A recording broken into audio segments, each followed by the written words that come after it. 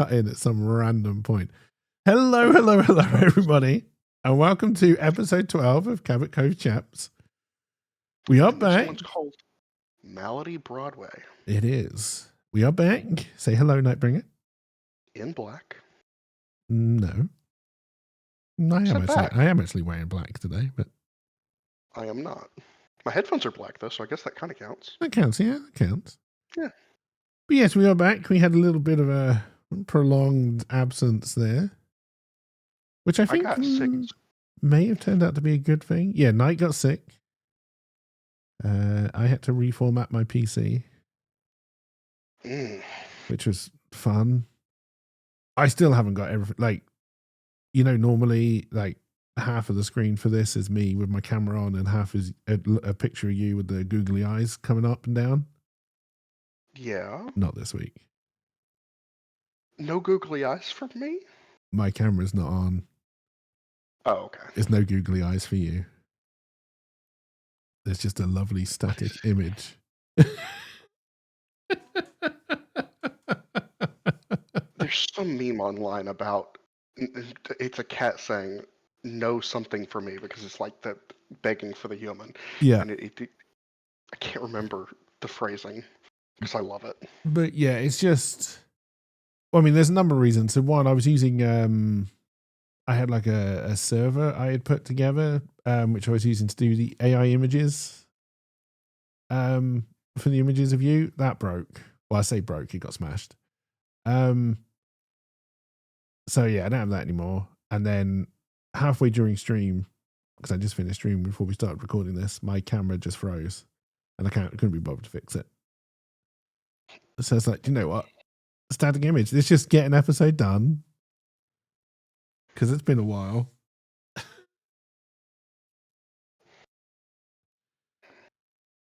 Nightbringer finally got his power back after 6 days. And my last liter of petrol. Is it actually called a mobile more than it's called a phone? Because I spent time Googling to try and make sure that I Britishized it as much as I could. Oh, dear. I mean, I knew it was a joke as soon as you, like because I wasn't quite in bed, but it was around that kind of time. And yeah. Like my glasses were already off. And then this message comes through and it just does a little Discord bubble. And it's like, day 6 of, I was like, yeah, he's taking the piss. For context, I lost power last weekend. Cake asked if power was back by Tuesday. I live in this city, in a state, not, in an island where nothing happens of interest except for cows. So I tried to take the piss of doing a day 6. Food's running low. My battery's almost dead. I've only got a liter of petrol in the car to keep my phone alive. But yes, that's why we didn't do an episode last weekend. I liked my ending. It was the cheesy ending of if there's no further entries in this diary. Oh yes, know that I went out fighting. The cheesiest ending. Yeah. But we are back. In black. I don't know how regular we're going to be. It's going to be my fault. We're going to try. It's going to be my fault, I think, next week. We will try and do one, but I have a feeling I may have to cry off a little bit again because I'm trying to get a book done and I want to have it ready to go out by the 28th of this month. And priorities are priorities. I'm running out of time, but definitely try and keep it on the schedule and keep it going. But yes, we watched episode 12. Broadway Malady. No, it was called Malady Broadway. Was it? Yeah. Oh. I've got the wiki page pulled open. Oh, okay. All right, fine.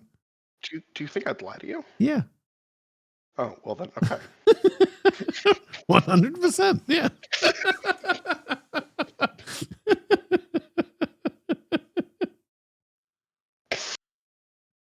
Oh, dear.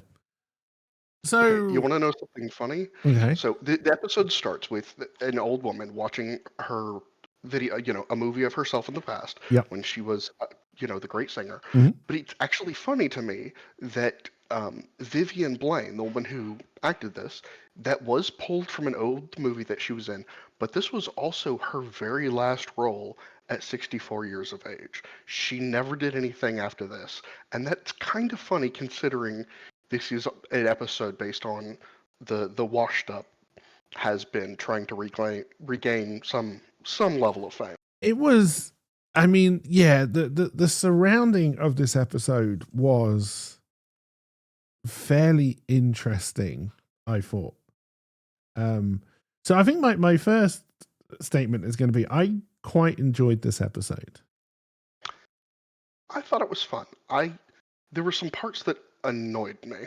Yes, definitely. And I know the mugging scene was supposed to be a bad mugging scene. It was supposed to be that it wasn't, like, it's not actually a mugging. That whole thing annoyed me for a number of reasons, right? But we're not there yet. Oh, fine. Did you like Grady being back? The nephew? Hmm? Yes, I thought it was nice. Because again,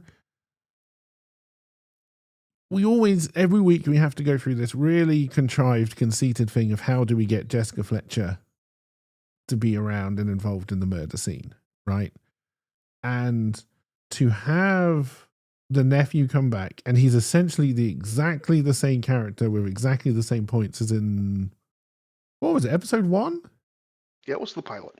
When he was a book agent, or his girlfriend was a book agent. I actually can't remember what the relationship was. He's involved in trying to get into Hollywood, into show business. It was his girlfriend specifically that knew the publisher, but he's in that world. Yes. So in this one, he is the accountant for a off-Broadway, or possibly going to be on Broadway, new musical. Show business. And I like the fact that he had to kind of convince Jessica Fletcher to kind of be involved. You know, the fact she's going to be in New York to do writing business.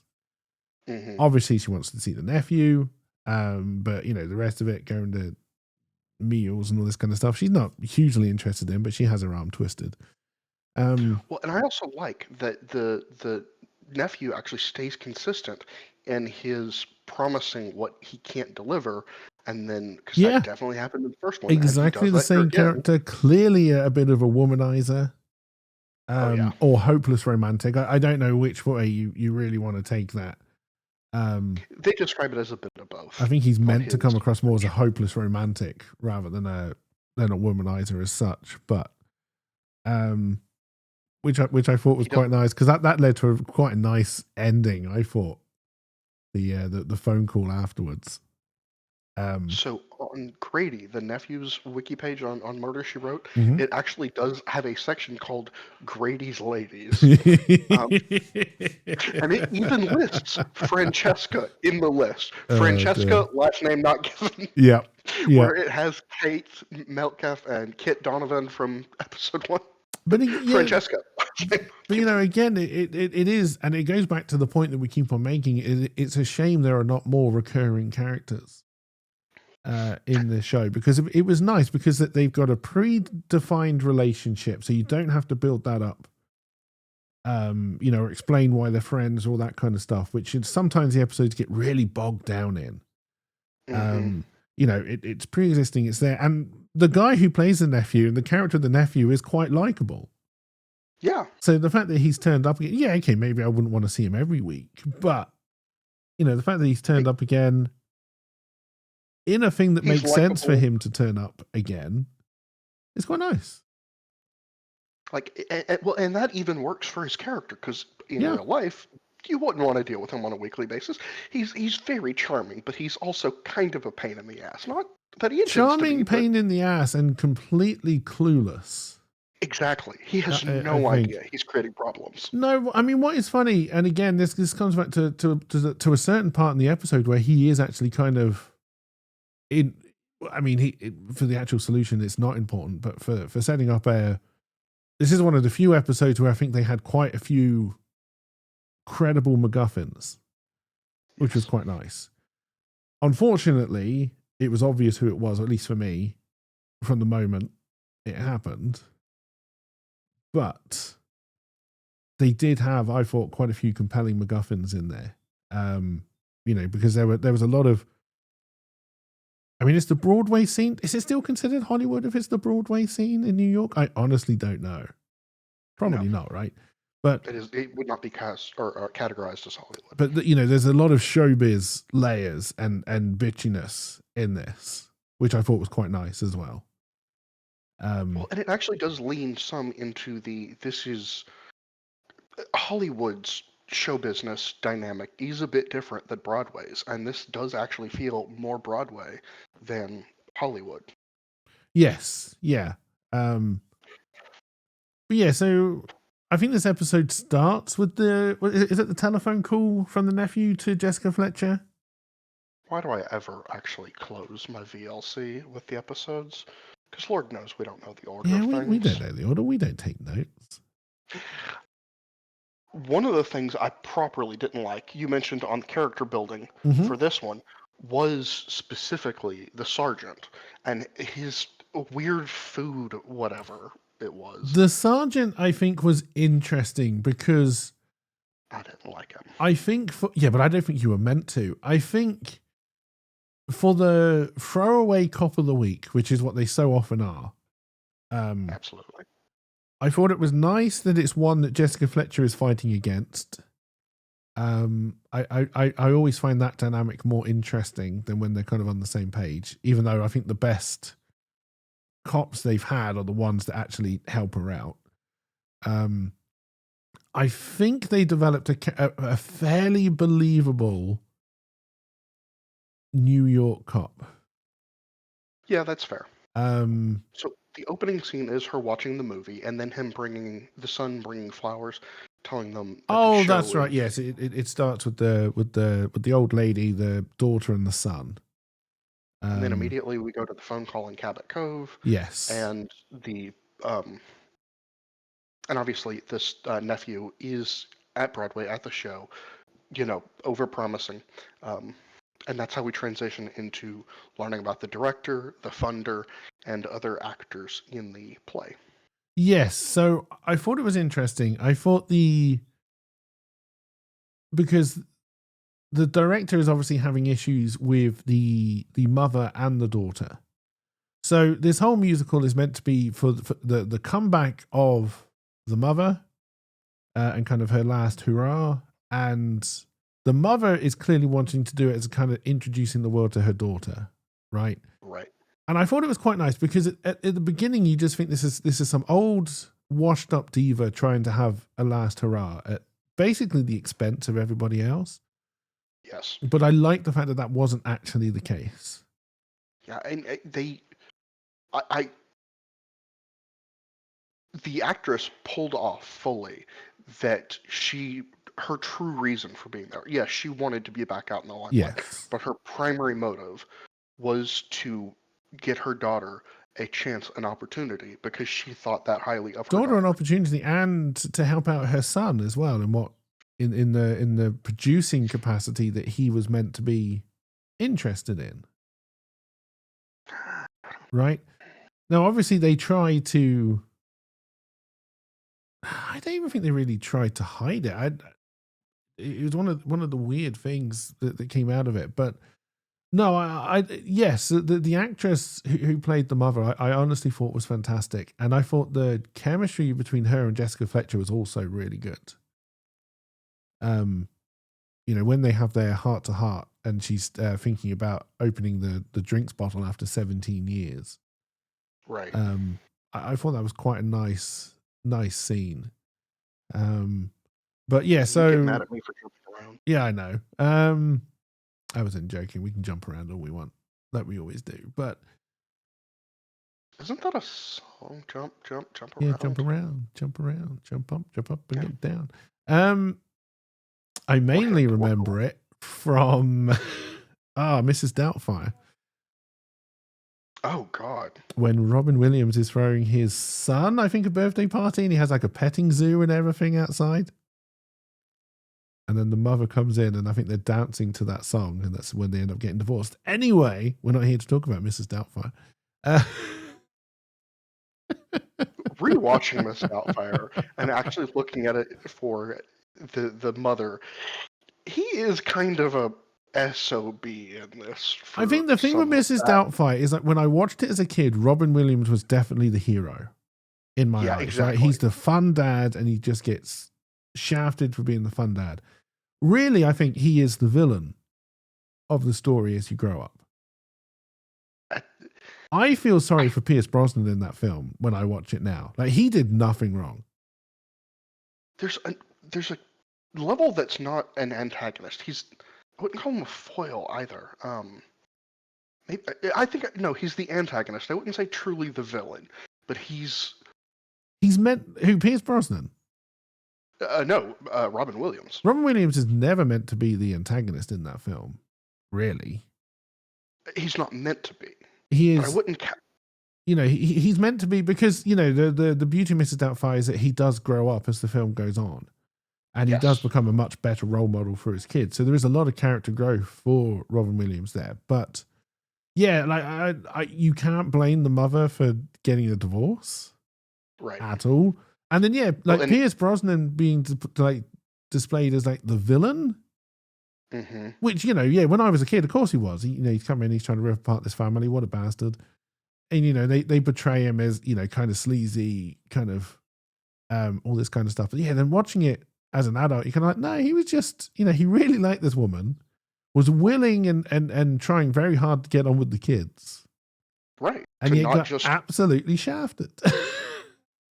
And because he did so hard as a adult, as a parent, or as a step parent trying to have the kids respect you, he's actually just a massive issue. Yeah. And you want them to, at some point you need to be their parent, but to get them to even accept you, to some extent, you have to start as their friend. And but even so obviously Robin Williams grows as the movie goes, but how he also gets the job and all that is also pretty scummy. Yes, 100%, yeah. But anyway... I was trying to think about doing an efficient transition back instead of just an anyway. You're just doing the Top Gear. Oh no. Anyways, yeah, exactly. Yeah. So we have the introduction to and then there was a scene. So when she's the director, he comes across as an asshole. He's riding the mother. The mother is coming across as very diva-ish on the stage as well. And then she says she's perfect. We're introduced to the money guy as well. Yes. Who was a very interesting character, I thought. He's definitely fully mixed into that scene as part of it. Yeah. But then we get to the bit with the director, and this is kind of where I was really starting to wonder where they were going, because the director is clearly trying to indicate that the daughter cannot sing. Right. And then they do basically a full musical number in the episode of the daughter singing. And I was like, well, it sounds pretty good to me. So an interesting thing, completely unrelated to the episode. Yeah. I'm gonna tangent. Uh-huh. The warble that has become very popular in American music, and essentially, I think you may have to demonstrate. Oh. So warble isn't quite. I know. Purely, completely, and on key versus having a bit of up and down. Yeah. And in opera, you can show when someone doesn't fully know their craft when they do that warble, when they can't hold the note purely. Yes. And you even see it in the movie that the mother was in. It's even there. It's amazing how quickly we took what is a sign of shortcoming and made that a hallmark almost of music. Well, I think that's the thing, right? And I think it's always the way that you always go against the norms, right? You always go against the rules. So if the rule is put in place that, being able to hold a note for however long is like the true sign of you're a master of your profession, it's always going to, at some point, go back to something else. Right. For this one, I'm still going to judge it because being able to hold the note even for a second is sufficient to be able to at least hold the note. The difference here is the intentional, almost immediate. Like there is no attempt at holding that note. It's intentionally added in from second zero. Yes, yeah. But with all that said, the daughter still sounded pretty good to me. Yes. No, she. Right. My comment on that doesn't actually deal in universe, in literally our universe. Yes. That's exactly what you'd want her to sound like. Yes. So I was a little bit confused by that. And I think just took it as. I think one of the things with this episode is that they did actually end up wrapping up a lot of the stuff that they kind of kicked off. And I think that's why I like this episode. Is they did kick off a lot of weird random side story tangents, which if you're not paying attention, you're probably going to miss. But if you are watching it and you are kind of going, well, why, she sounded all right. So why is the director like, well, we have to make your song sound good? Like, is that the first time she's done it well? Or is the director just after like even more perfection? Like, who are we meant to be looking at here? The director or the daughter on this one? I truly think you're supposed to be looking at the both, because he's demanding perfection, but it's Broadway. It's Broadway. You need perfection. Sounding good for the radio is not good enough for Broadway. You need to be better. And at some point, he is also a director and appears to be an accomplished director. At least he comes off that way to me. That was the thing. Is he was definitely shown to be a. They said he was a good director. He's directed some of the biggest hits. Right. He never really came across as that to me. But then I've never been involved in Broadway, so I have no idea what the directors are like. They may well act like that. But no, I thought it was interesting because it's like it to me, because I was like, well, that sounded perfectly all right. I don't understand why he's being this way. Were they trying to set up a motive for the director? Which I think they were. With that. The finance guy was interesting. I because again, a character who, has maybe 5 minutes of screen time. Yeah. Across the whole thing. And I think he did quite a lot of his 5 minutes. Honestly. So one of the things that keeps throwing me, and I'm not sure if it's just a me problem or a what, I'm having to, as the episode plays, pause and go to the wiki to find the person they were just talking about, because I'm just not registering their names well enough, I guess. Because the money guy's name is C.S.I. Parrish. That is rather memorable, but it's also really weird. I don't. Yes. Yeah. No, I can understand that. And then. So then it must go to Jessica Fletcher arrives in New York. No, it's the conversation then with the mother and the son, and the mother going on about how fantastic Patty, the daughter, is doing, and that even though they're supposed to at some point be no, Patty wasn't my favorite child, I loved you both, she loved Patty more. And then from there, we do arrive at Jessica coming into. And then I think what you're meant to get from, and you're clearly meant to think with the mother throughout the whole thing that she, at least my initial impression of it, okay, one, she wants to come back just so she can have another shot at fame, and she doesn't really care about anything else. The other thing is that with the daughter, when you first start to hear about it, it's like, okay, she's just trying to push an idea onto someone who possibly isn't ready or good enough for it in the daughter, right? Because that was the other subplot I was trying to work out: is the daughter not meant to be very good? and again, I don't have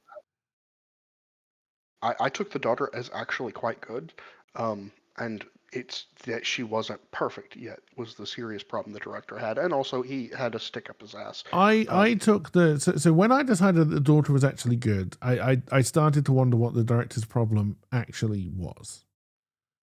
Stick up his ass. Well, no, it's later explained that the problem the director wants somebody else to be in it. Porque no less does.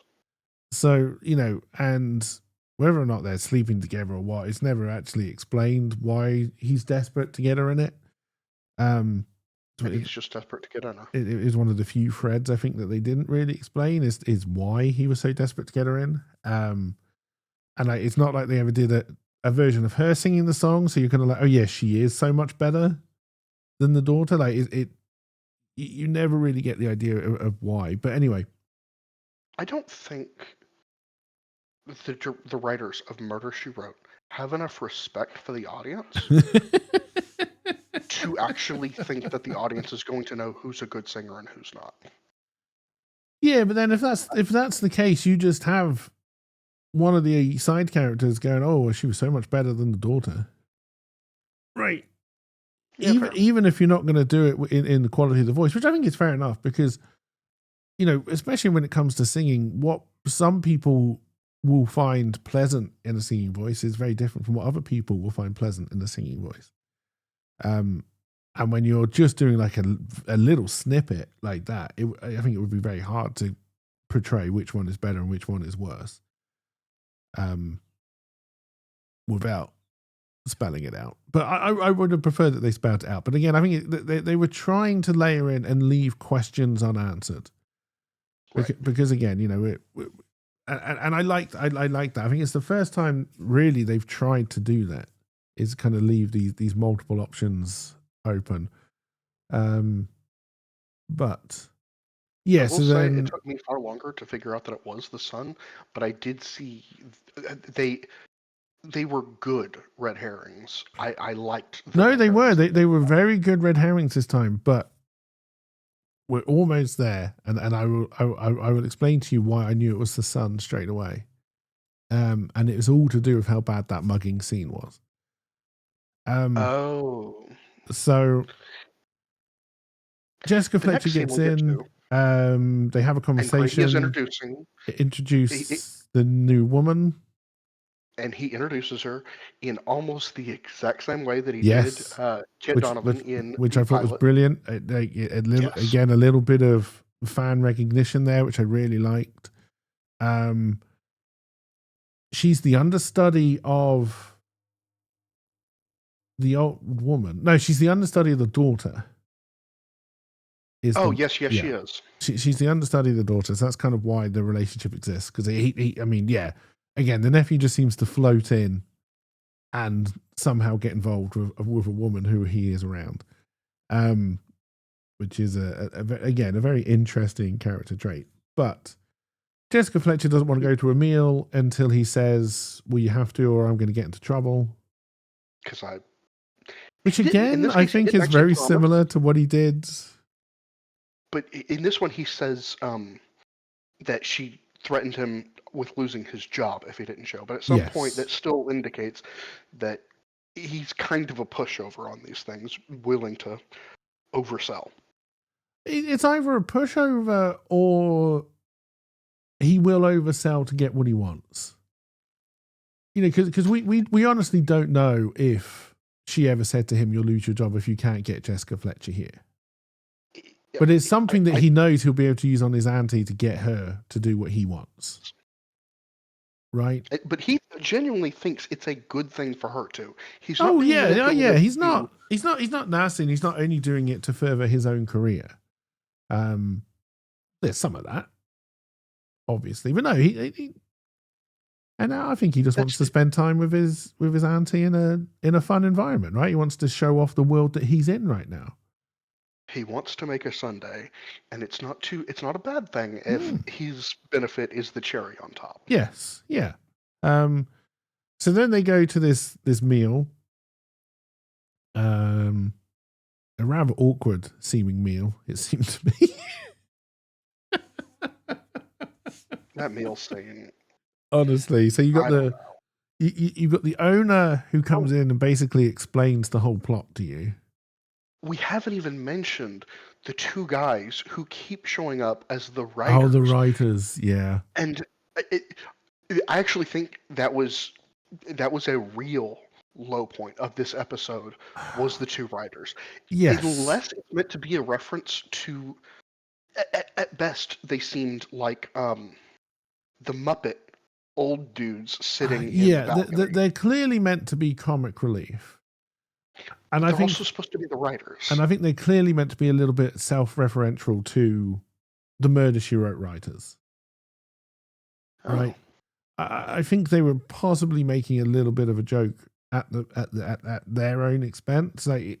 But they never added anything to any scene they were in.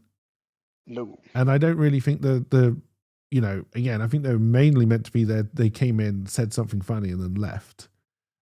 I don't ever think they actually ever said anything funny.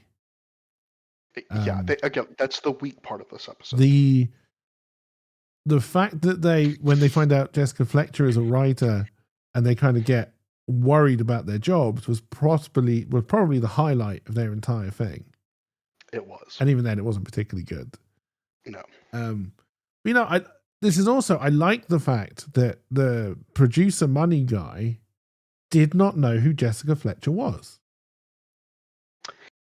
Yeah, that's fair. Finally, someone doesn't know who Jessica Fletcher is. You know what? I want to dial back. They were the low point of the episode. Yeah. It wasn't funny when they were worried about her shoehorning in on the writing, but the intent was there, and I kind of appreciated the intent, even if it didn't work. I did appreciate the attempt at that joke. Yes, and I'm kind of hoping that this episode is the beginning of the turning point for Murder, She Wrote. Same. Where it kind of finds its feet and knows it needs to have a little bit of humor, a fairly decent mystery, and you do need these scenes where, not so much the dinner scene, but where Jessica Fletcher, it starts to make sense that she gets involved. Like, she became incredibly friendly with the mother incredibly quickly. But in this episode, it felt, I thought it felt genuine. No, it did. Because she was also supposed to be a fan of Rita, the actress. Yes. Which just follows. And the actress and the mother is a fan of Jessica Fletcher, so there's kind of a mutual respect between the two already. Right. And then the fact that the mother is so open with Jessica Fletcher, I think would have endeared her to somebody like Jessica Fletcher. To roll back to the dinner scene, the thing I thought was funny about the investment banker, and it's relevant that he doesn't know her because, the money guy. It's relevant that he doesn't know her because he's coming from investment banking and into trying to back artistic projects. Yes. And that's kind of funny that's a character trait that he was just in the world's most boring aspect of life. Yes. Yeah. And again, I liked his character, and I think another good thing about this episode is that there didn't seem to be a weak actor in it. Everyone played their roles pretty well, I thought. The weakest, honestly, being the replacement for the daughter, but I think that was on purpose. Yeah. There was a cross between the director truly thought she was going to be the hit, and also he has the hots for her.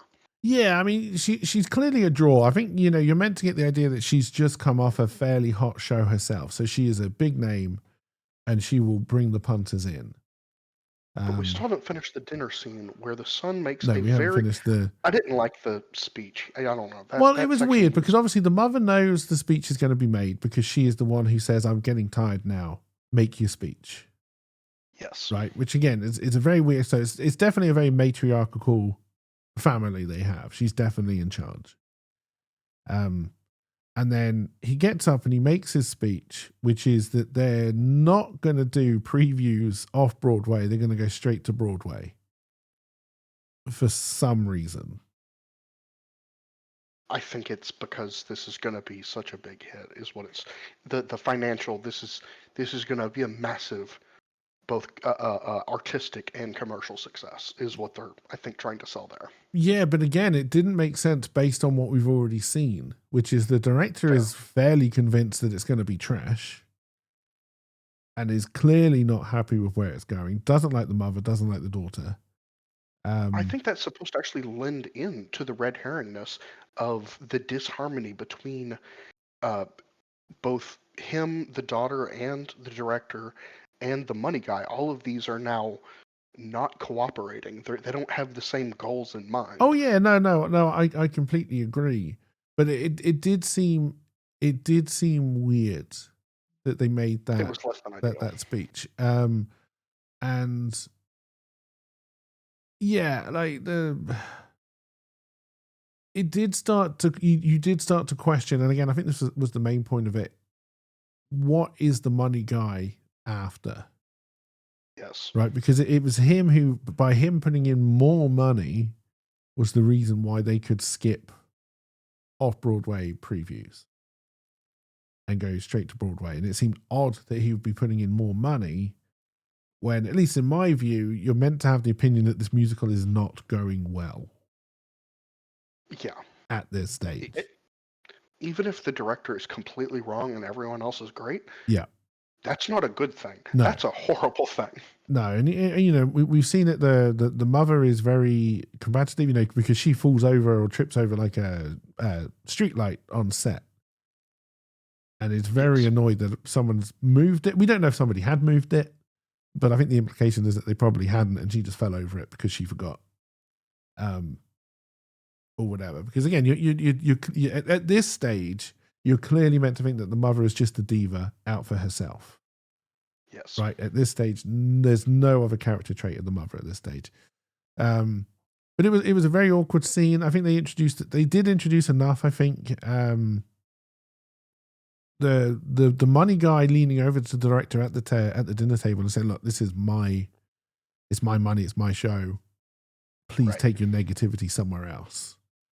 I did like that. I thought it was interesting. I thought that was okay. So the producer money guy does have a little bit of a backbone, which was interesting. I will say, every time they put the director on screen, he was a good actor for how well he could show disdain, judgment. Oh yeah. Like he executed that. Yeah, like I said, I think everyone who was acting in this did really, really well. So Money Guy decides to give Jessica Fletcher a lift home in his limo. But what they're really setting up is that the brother and the sister, his car is parked just down the street. So the his car was parked in the garage around the corner. It wasn't down the street. It was down through some alleyways, which was... Well, no, I don't think it was meant to be that far. But yes, I'm assuming it was parked near where they're rehearsing, like near but it's meant to be close as the bird flies. Yes, and therefore the way to get there is to go. But as the bird flies. This is where to me the thing kind of falls apart, because it had a lot to do, I think, with they clearly had limited space on the soundstage they were recording this episode on, and I don't think they could display what it is they really wanted to display. So you've got a crazy old blind man who looks like he's standing in front of an entrance to a theater, which you would assume is on the main road. Mm-hmm. Right? Spouting is nonsense. And then you've got basically 2 feet behind him, which I think is meant to be the dodgy alleyway. Right. Right. A guy doing what's that trick called where you have to find the queen? Well, it's the same trick as the 3 cups and a peas under. Yeah, it's like chase the lady or something. But yeah, like whatever that particular hustle is called. And then you have basically what is a blocked off alleyway, blocked off by a big bin. Clearly, so there's someone who can jump out to be a mugger, right? A set of what I would say are incredibly tiny doors for a car garage, right? And Yes. I would also say an impossible alleyway to get a car out of because of the bin. That's a good point. Right? So That whole thing doesn't make sense. that shouldn't have annoyed me, and I probably shouldn't even have picked up on it, right? But I was like, there is no way a car, especially an American car, like, okay, if they put out the fact that he liked to drive around in his little Mini, I'd be like, yeah, fine, no problem, right? But he comes across as the kind of guy who's probably meant to have like a big posh American car. That's not getting out of that alleyway with that bin. And then why would there be a bin there if you know that is an active garage? I think it's supposed to be. So my mental assumption is that this is actually a full city block, and these are the back alleys they're going through because, again, as you mentioned, the small sound stage, and so you're going diagonal across a city block, and the back alleys are in any city block not the best place, or at least that's the lore, as it were. The doors, I think, are just supposed to be the human entrances to the parking deck, parking garage, and then from there you take the elevator or what. But the question there is, why would you even bother having doors? Why? I've never seen a parking garage. Okay, yeah, I can understand what you're saying. So you're saying that's the but again, I would say that those doors would then be too big just for human access. Yes, right. It just doesn't make sense. I can understand if that was just a single door, and then okay, your car actually goes out onto a street. There's another exit we just haven't seen. Yeah, I could buy that. But and they're also really tall doors as I'm scanning it. They're not too wide for a double door, but again, why would you bother having double doors? Yes, in exactly. a poorly lit alleyway. And then if you're meant to be able to get to and from those doors easily, because I can imagine you could maybe they're like stage access, like if it's not a garage, maybe the stage access, like for stuff. You would not then have a bin in that alleyway. Right. Right? And a bin that for some reason has the word closed on a piece of paper taped on it, which also doesn't make sense. But so yeah, I mean, that probably should not have annoyed me. I probably shouldn't have picked up on any of that, but like I was just like, I don't like this. So then the mugger jumps out, give me your jewels, shoots the sister. Right? So what annoyed me about this scene is I had to rewind it and change the volume to try and figure out what the mugger says before he shoots. It's so... At some point, I didn't think it was... Like, I knew, obviously, it was a deliberate mugging gone wrong, or at least framed to be a mugging gone wrong. Yeah. But part of it still felt like we don't know how to film this scene, so... Or we're amateurs. We have no idea what we're doing. I think the thing is, and again, you can argue to the benefit of Murder, She Wrote's doubt that this is a bad actor, right, who has been given a role. Now, we don't know this at the time, obviously, but, in the episode, he is an actor in the episode. So this is a bad actor who's been given a role and then flubs it. Right? Because it's also such a short scene. Yes. Even like if he's that bad at just that, genuinely, a very real portion of it just felt like bad directing for that scene. I think so. I think so. And as soon as it happened, it told me that the brother was behind this. So I think the fact that it's not a real mugging would be obvious to most people. Right? Yes. The fact that he said it so fast and just shoots, I think is obvious to most people. The fact that the brother then shoots him so... I'm going to fucking shoot you. The fact that the brother then shoots him so fucking quickly said to me the brother already knew this was going to happen. So I wasn't fully convinced on that because, again, I just felt this scene had bad directing. I wasn't actually sure. But I did know for a fact that it was someone with intimate knowledge. It was either the brother or someone with intimate knowledge of the fact that the brother's been previously mugged 3 times. Whoever set it up knew that the brother would have his gun on him. Now, obviously, as it is the brother, he has the gun on him. but so that's where I was leaving room for suspicion for Yes, but someone at else. that stage, did we know the brother had been mugged previously? No, but they elaborated on it right afterwards. Yes, and yes, in the police station. Okay, then that's right. But no, as soon as it happened in the way that it did, I was like, okay, so it's the brother. It can't be anyone else. And again, it may be just because it was poorly shot. And I will say that if it turned out to be some of the others, because they did do some really good red herrings, I probably would have gone, okay, they just really, really shat the bed. butchered that shot. Yeah, when they did the alleyway scene. Okay, fair enough. But no, I was like, the only one now that makes sense, if they do not explain why because again, it was the quickness of the mugger makes you say, okay, this mugging is clearly, it's not a mugging. They're trying to kill the daughter, right? Obvious.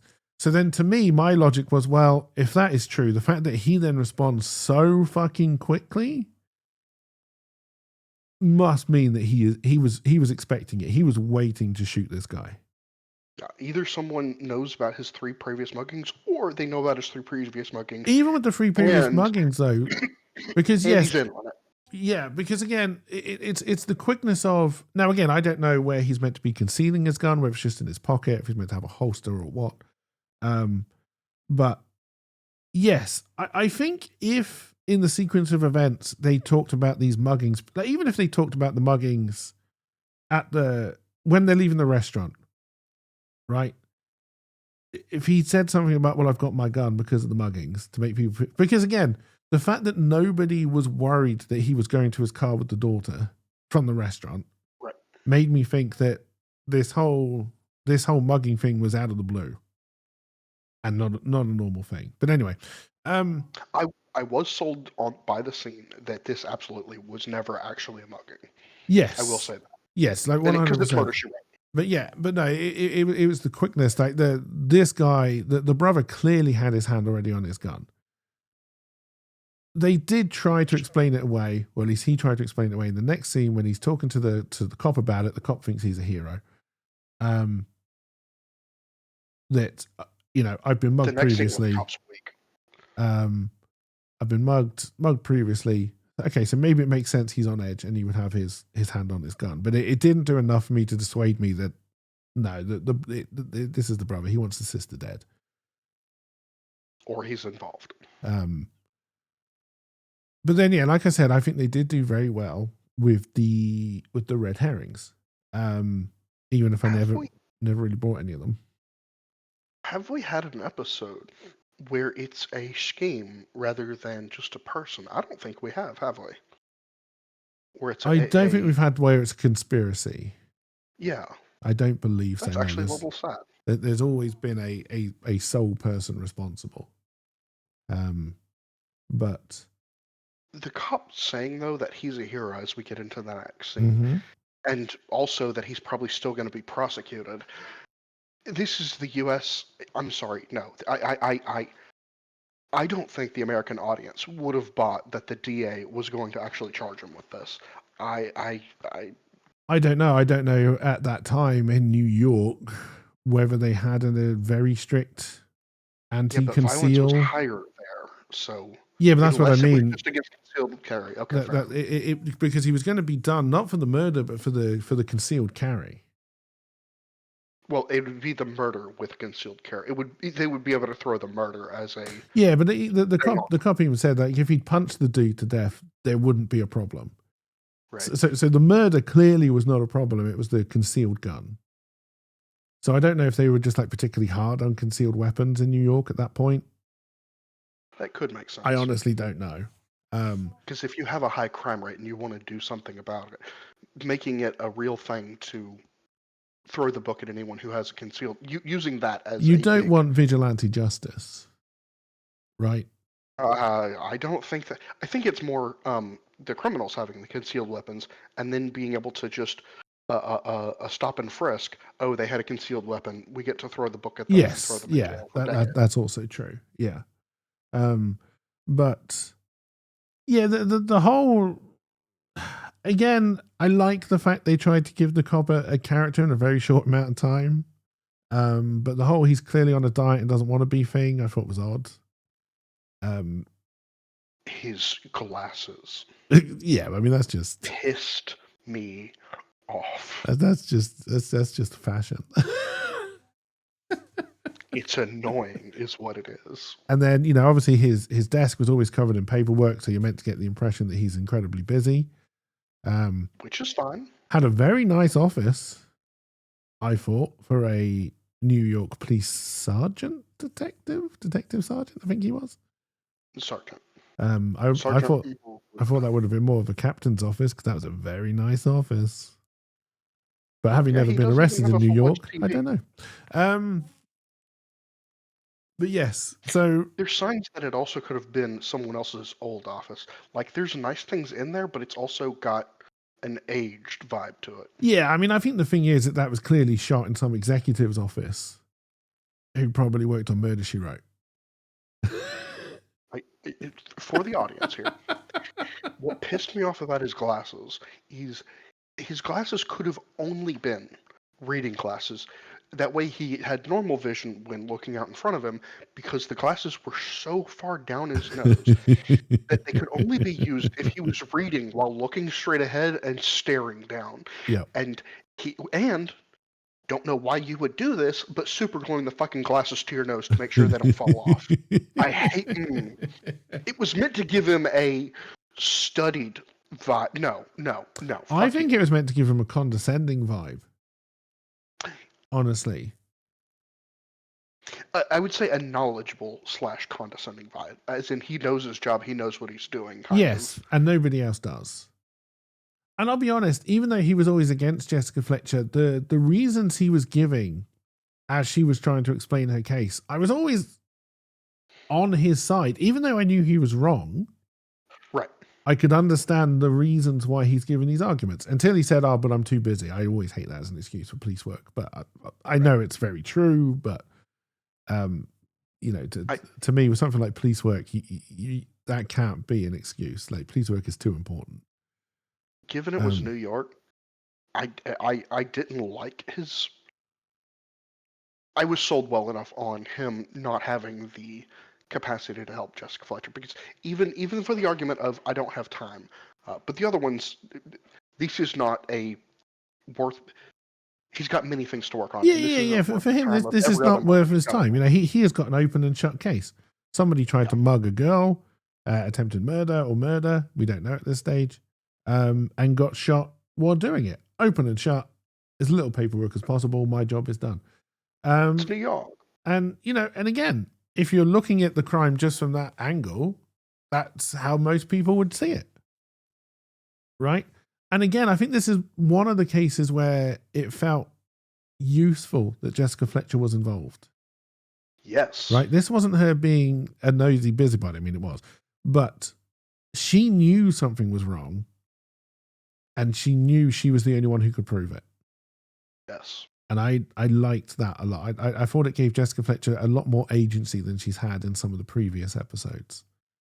And I also kind of liked that none of the conclusions she was coming to, that this was a murder, not just a mugging gone wrong. If someone else had bothered to be open-minded and even... She isn't the only one who could have come to that conclusion, but no one else was. No one else was willing to give it the time of day to see it as anything other than a mugging. And her instinct said, something's not right here. And she was willing to follow it, and no one else bothered. It was good. Her determination that other people could do, but just weren't willing to. Yes. I appreciate it. So then I think we start to get to, I'm probably going to skip all over the place here. We start to get to them setting out red herrings, right? There's the scene at the hospital, which, okay, I get it. The daughter's been shot. Everyone is very anxious. What's happened? Actually, do they go to the hospital for the daughter or is it for the mother afterwards? I don't know. But anyway... I think the big hospital scene is when the mother is injured. It would be really nice if you quit talking over me while I've got myself muted. I mean, that's not how that works. So the next scene following the brother and the cop is actually Jessica back in the hotel watching the old movie. But it is actually both. They do go to the hospital for the daughter and the mother. Yeah. And at some Excuse me. point, she has to watch the news report.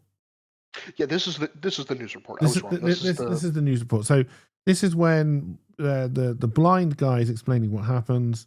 So she becomes interested in two things. One, the timing of the stop or I'll shoot and then shooting. And then right. two, the fact that there was somebody else in that alleyway who was doing the follow the lady game. And she really wants to go and speak to him. The archetype of the crazy doomsday, specifically doomsday crier, Yep. on the corner, is a well-established stereotype, to some extent for real reasons in the US.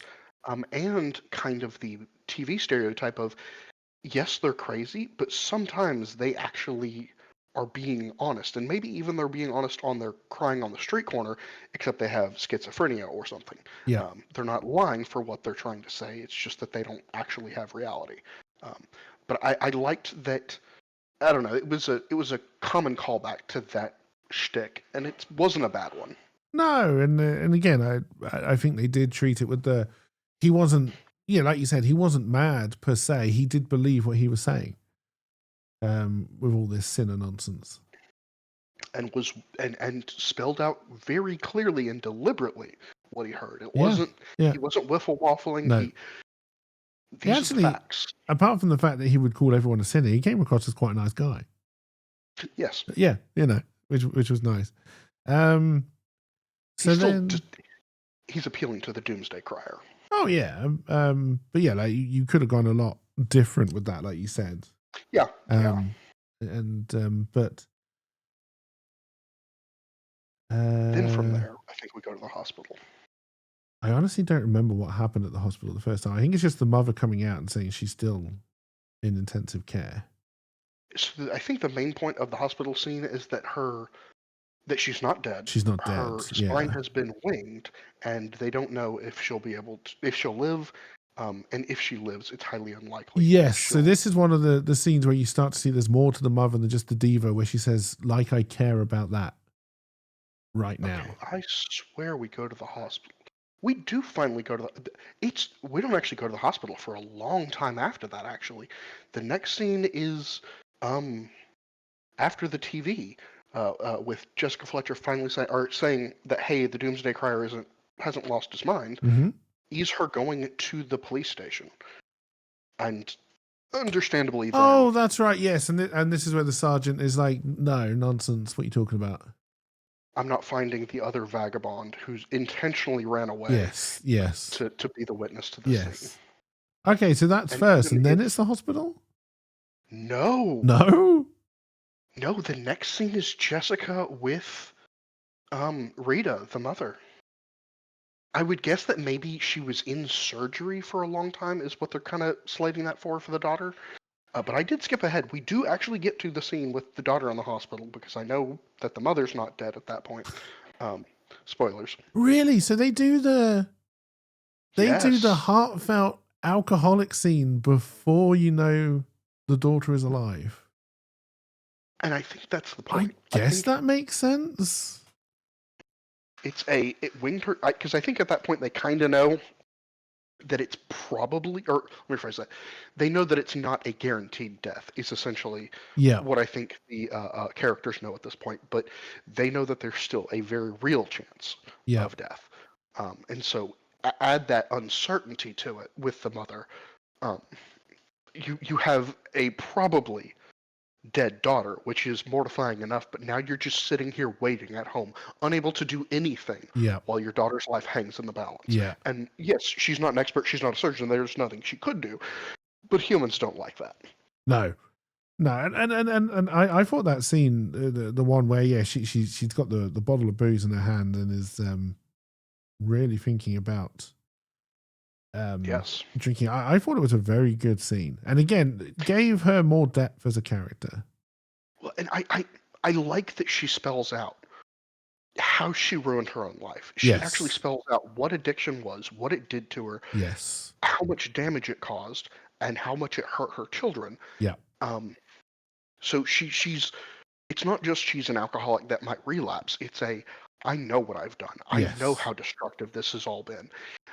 And for 17 years now, I've been sober, Yeah. and she's had that very nice bottle of alcohol sitting in her cupboard the whole time. Yeah. She's managed to fight through 17 years, and it's almost a power move as well to have it and not drink it at that point. Yes. It's Yeah. I have recontrolled my destiny and my Yeah. fate. Um, but is it worth breaking 17 years? Because she's back in hell, but it's not even the old hell. It's a brand new So one. But yeah. she knows the solution is alcohol. That solution has always been alcohol. But no, I thought that was a very good scene. Yes. And yeah, like I said, really made it understandable that Jessica Fletcher was going to make sure she worked out what happened. Yes. And yeah, really started to open up the character of the mother. Because yeah, you would have thought that her biggest concern was the fact that she no longer had the daughter to sing and dance on stage with her. But that wasn't the case. There's more to this mother character than meets the eye, and I enjoyed that. And that she loves her children, and that's why she was able to get sober.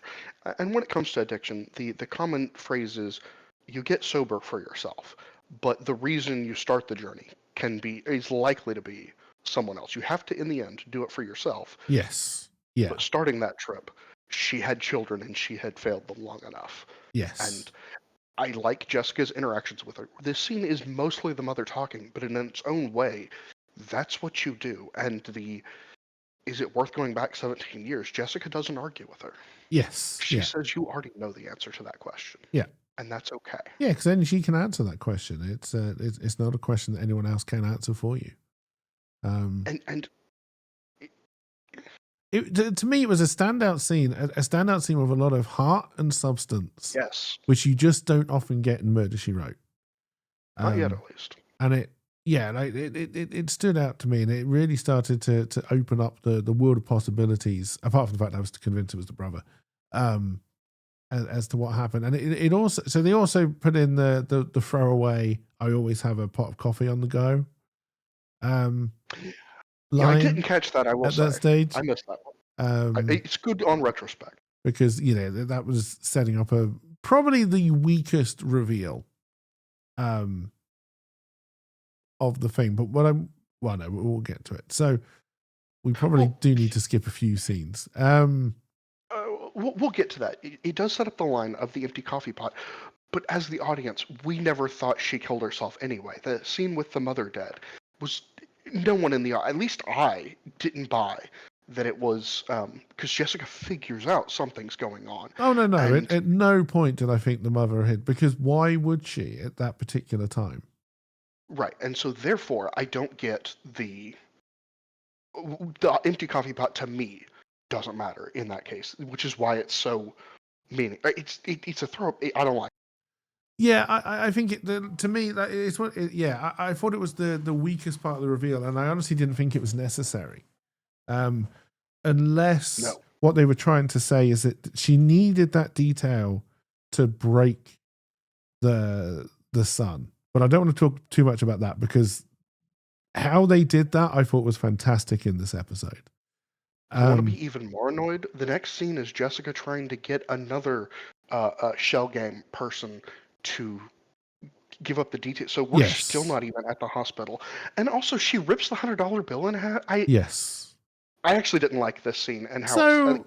She goes to she does that before they go to hospital to find out the daughter is still alive. Holy shit! She finally meets. Wait, there's no way I've skipped through that. Did I? No.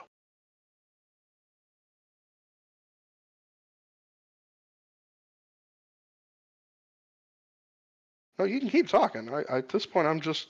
No, I don't know what scene we're going on to next. Right? I'm doing 10-second skips now instead of just trying to scrub. Because then, so she wants to find the guy. She rips the $100 bill in half because the the idea being that she will give the other half over once she meets him, and they can decide between themselves how they keep it. And she does the dick move of, I'm giving you one half, and I'm going to give him the other half. Yes. So why does she even have a motive to actually properly find the guy and get them in touch? Yeah, if I mean, there's a chance she doesn't get the full none $100. really. And then, so I don't know when the hospital thing comes in. What I will say is the scene where she does meet the actual guy who was there, and they're eating what is it they eat? I don't even know. What they ate was his ethnicity's food, which happened to be spicy. Which and he puts a ton of hot sauce on it for her. And yes, her reaction to that, the face that Jessica Fletcher makes was priceless.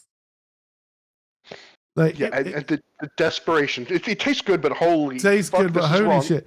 And what I really but this is one of the things that really threw me out, right? So they're at this kind of street corner vendor, who's serving this ethnic food, and she asks for a glass of water, and he just happens to have a glass of water ready to go. Yes.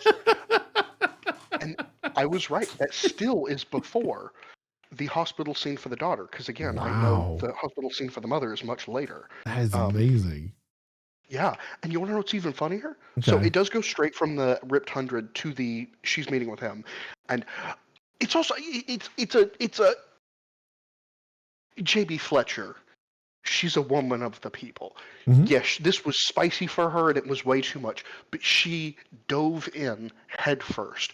She wants to learn more from this guy, but she also knows that if she's going to try and learn, she has to be willing to meet him where he is. Oh, yeah. She's willing to experience this other culture. She's dives head first, and I really liked that. And she does take a second bite. She continues to eat that thing. Yes. Yeah.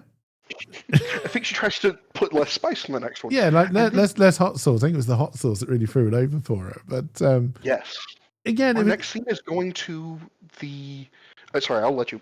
No. Carry on.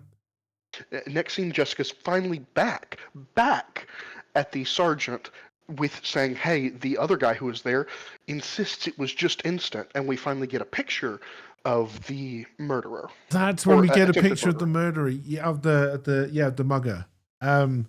Because yes, that's right. Because I was wondering where that came in, and we were far enough in the episode that I thought I was actually supposed to recognize that face from somewhere else because we had already been going so long. I was genuinely thinking that this wasn't a future clue, but a past or a reference to a past clue. To me, this again was one of the weaker parts of the show. So I think because she ends up going back to the cop because she sees that guy on TV in a film that's meant to be quite old, right. And it's like, that's him. But I think before that, she's already gone to the. No, because she goes to the producer because that's his agent, right? Yes. Yeah, okay. So no, that bit to me was very weak and coincidental. The fact that that film happened to be playing and she was watching it at that exact time, right, to me was is a bit too very, very weak. And I think you could have got to it in a much better way because I'm assuming they still would have had headshots at this stage. Yeah. Right. So you would have thought that. I mean, okay, how does? But again, I guess she's not suspecting anybody yet. She knows that he's probably not a mugger. I think she's already got the idea that he's probably an actor and is related or knows somebody somehow. But yeah, I guess and how you get to the agent to find out who he is. Yeah, I guess there has to be a little bit of coincidence and luck there.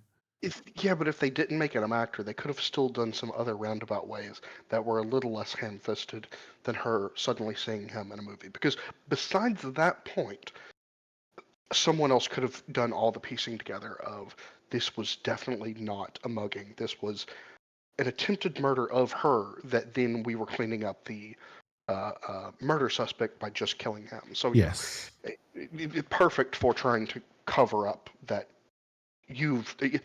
killing the hitman's a great way to make sure that no one knows. Oh yeah, 100%. Yeah. In this scene though, of the sergeant, and this is the scene where he bites the carrot and swallows it as quick as possible, which was funny because he's trying to go on a diet. He's obviously got some kind of like again. There's this whole trying to portray this character incredibly quickly was interesting. the physical comedy of that did work for me on that scene. But so we've got to be getting back to where they're back in the theater. No, we finally made it to the hospital. Okay, so we're in the You've hospital. forgotten about the hospital. Well, And, no, but that's a fairly quick scene. That really is just to prove that the mother has got more heart than you believe she has. You know, she's just happy her daughter is alive. She doesn't care if she's ever going to be able to sing or dance again. Right. And that's essentially what this scene is it's not just, and maybe they learned previously that it was a nick to the spine, but this does establish she's not going to be back up and at him anytime soon. But then, because at some point, the other actress has to be introduced. This is the very next scene. Okay, so that's next scene where the director introduces the daughter's replacement. Well, initially, Brother's trying to just say, unfortunately, we're going to have to cancel. And that's when the producer has the miracle. Because this is the interesting thing, and this is where, to me, it's really starting to set up fairly believable red herrings to me. So the brother wants to cancel it, which makes sense. He has designed this whole thing to be a vehicle for his mother and his sister. Right? So the fact that the sister's never going to be in it, and he doesn't want to put his mother through any more stress. Right? I understood that reasoning. Even though I was convinced he was the murderer, I still understood that convincing, and it seemed believable to me. Right. Let's call the whole thing off. He doesn't seem to be in it for any money himself. Right. Right. So call the whole thing off, and he doesn't really care about the rest of the staff and the crew, whatever. And then we do get to the director, and it is a good red herring because it's clear that the director has been giving her copies of the script because he has been trying to replace the sister. So this is when it really clicked into me that the director just wanted to get rid of the sister. I still wasn't sure why. I still wasn't sure if it's because the sister really was meant to be bad and this other one was going to be better, or if he was really just wanted to get this other woman in for other reasons. And that column C. I don't think they really explained that particularly well, but yes, it explained the fact that the director wanted to get rid of the daughter.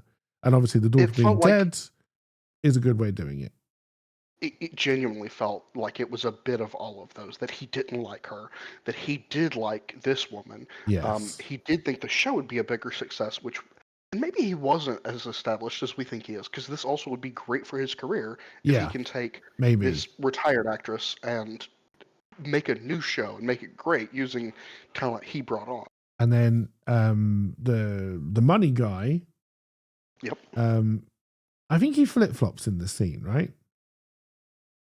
Honestly, I don't remember. He may not, but he ends up being on the side of the director, which is we need to keep this show going. Right. And maybe it's not a bad idea because again, he's doing it for he says it's for everybody else. Yeah, for all the other actors, for all the other crew, actors, everyone else who's involved in this production. Let's keep it going. Because and obviously he wants to get his investment back, and again, that would make sense for that kind of guy. I will give it that I do like that he mentions, I don't think just the actors and actresses, but all the other staff, because there's a lot of staff required. There's a lot of staff on a Broadway musical, and keeping a show alive after something like that, I was kind of like, that is what you should be doing. I understand you've lost possibly both of your stars at this stage. We're not sure if the mother's going to come back. But it does make sense. Is this also when the nephew is trying to get the attention of the director because he's picked up some papers by accident? That is the close of this scene, yes. Okay. And again, this becomes another, to me, believable red herring, which is, and again, I think it cuts to him and Jessica in a taxi or in a car when he actually explains to her what it is. Yes, but that's quite a while later. Oh, really? It doesn't just cut to that? Wait. No, I'm wrong. That scene isn't at the end of this. Our next scene is Jessica setting the table and happening to notice what's on the TV after our lovely nephew tries to burn something on the stove. Oh, and Jessica doesn't even care what's on the stove and stares at the TV instead. I'd forgotten that there was the whole meant to be a meal scene, and that's where she saw the film and the actor guy. Okay, yep. It does lean into we actually do like this nephew. He's in the kitchen. He's helping. He's part of it. He's doing a nice and meal. He's forgetful. Yeah. Yes. They don't actually sell very well that something's boiling over or what have you. It's pretty weak, but you do know what's going on. No, Like, but it's you get fine. the idea. You get the idea. And then so that must then lead into the other scene with the detective where Yes. she's like, "This is him. It's definitely him," and he's off the case. He's done. Yeah, he's already checked out. He's done. If He you're going to because he solve has it, to look through his desk to find the pictures yeah. again. If you're going to solve it, you're going to solve it yourself. But I really do not want you to solve it yourself. But I'm also not going to stop you. Yeah. Right, because he just doesn't care. Yeah, he doesn't care either way. So if it's off his desk, he doesn't care. But then, yeah, so then we're introduced to the fact that the money guy seems to have sold 150% of the show. Of available seats. And he's oversold. Funny enough, no, this is actually immediately after she's able to get in touch with the guy, the talent agent for our murder or our mugger. Oh, so that is the scene at the restaurant with him. Yes, I liked part of the end of this scene where he says, "This is my table." I was a little annoyed with I don't actually go to my office because I hate my secretary. Like, you can just say, I really like this place, and also, this is my table because I'm here that often, and I'm a regular, and this is just my table. Yeah. But it being his office because he doesn't want to go to his office because the female secretary is nagging and But again, I think he's meant to be that kind of guy, right? And he comes across as that kind of guy. I also like the fact that he kept on introducing things. He kept on interrupting to say hello to people coming in. Like, I think they sold this guy as an agent pretty well. Well, and I think part of what also sold me on this is the only thing we had on TV was 15 years prior to the actual picture. What him constantly saying hi to these other people is he knows his people. And yes, just because this guy hasn't been seen for 2 years in this case, Jessica's spot on. His face is the correct face, and matches. The crime scene picture is the same as this guy. Yeah, I like that bit. Yeah, and the fact, to me, that's what it felt like. And I like the fact that this leads in, because she asks him for the list of everything he's worked on. Because, okay, if he's an actor, he has been hired to kill the daughter, right? Right. It's more than likely. Well, it's clear it's somebody that's involved in the production and somebody that he's worked with before. So what I like about getting the list is that this is actually proper detective work. Yes. We've got a person who died and she was an actress. We have a mugger who supposedly was no one that actually was an actor. Yeah. There has to be a connection between those two. That cannot be as simple as coincidence. So I love the fact that there's actually some detective work in this one. Not the kind of, like in so many of the others, Jessica Fletcher just seems to know who was innocent and who was guilty. Yes. In this one, she actually does some proper detective work. Actually, in this one, do we have her do any defense of I magically know this person's innocent, that or her perfect intuition? No, I mean, we do because it's her intuition, but I think it's more believable in this case that it wasn't a mugging. And I think that's the driving force on this one. Is it not that she knows whoever the sheriff has got in custody is innocent? She's not trying to free anybody because the mugger's already dead. I like for this that her perfect intuition is that this wasn't just a mugging. It kind of got old. Her perfect intuition is that she knows this person's innocent. Yes, and the fact that you prefer that even when she's saying the first time she says this isn't a mugging, it's believable. Yes, well, that was part of my point on anyone theoretically could have followed at least some of these strings, but anybody asking the questions would have said this seems off. Yes, and I like that. So we now have. I don't actually think they ever tried to throw the brother in, really, other than the fact that he was there and he shot the mugger. I don't think they really ever throw any more shade at the brother. They do have the brother deck the producer after the mom goes after him. Yeah, but I don't remember thinking that the brother was unjustified punching the director Yeah, I have to or the agree. producer. And That is when the nephew tries to hand off Jessica's nephew tries to hand off the information. okay, so then we get to the point that okay, so the money guy is as far as the nephew is concerned, you do this because then when you intentionally make your production fail, you keep the extra money. Right, because if the show actually Which sells, doesn't make any then sense. he has to owe investment. But The math there, I didn't bother with the math. but it's the nephew. We know he's probably going to be wrong. But it gives you an idea that okay, maybe the investment banker is doing something dodgy, because we would believe an investment banker would do something dodgy. Because I even at this I stage, did we actually hate believe the investment nephew. bankers? Uh, mm, mm, mm, mm. I assume so. Oh, yeah, because this would be before, or at least when was Reagan president? Because that's when we really tried, or at least some portion of reality tried to course correct that unions are the bad guys and corporations are the ones who will trickle down. I mean, to me, it feels like this would be after Reagan, but I honestly do not know. I think it's a bit after Reagan, but not enough for it to actually be sold to the public yet on that fact. Yeah. That I actually think in the scene the nephew's to be believed though, because he shows her the documentation. If he was wrong, I would No, expect no, no, no, Jessica to no, no, point him no. out. No, it's believable. I think you're meant to believe that the producer is the money guy is doing something dodgy, possibly. Okay. But the reason why the nephew says he does it, I think, is the thing you kind of meant to go, that's probably not right. Oh, okay. Right? Yes, it's dodgy. He sold 150% of the show because that doesn't make any sense. The fact that that still would then mean expect, he though, keeps the 50% for himself makes no sense. I feel like Jessica doesn't even give him a weird face on that, though, does she?